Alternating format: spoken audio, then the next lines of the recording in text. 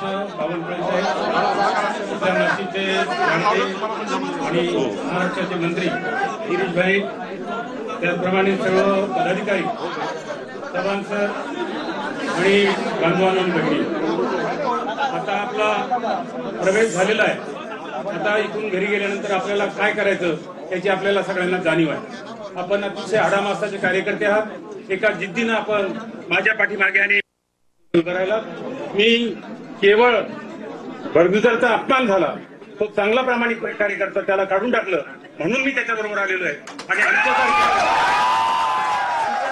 आमच्यासारख्या ज्येष्ठांचा सुद्धा सन्मान होत नाही, आणि मग अशा ठिकाणी कशाला राहायचं। आपण निश्चितपणानं आपल्या कला कौशल्याने महानगरपालिका, जिल्हा परिषद, पंचायत समितीमध्ये आपला जो काही खाक्या आहे तो दाखवून देऊ, आणि निश्चितपणानं या महाराष्ट्राच्या होणाऱ्या सगळ्या निवडणुकीमध्ये भारतीय जनता पार्टीचं कमळ हे आपण निश्चितपणानं विजय करू, असं तुमच्या सगळ्यांच्या वतीने आश्वासन देतो आणि सांगतो।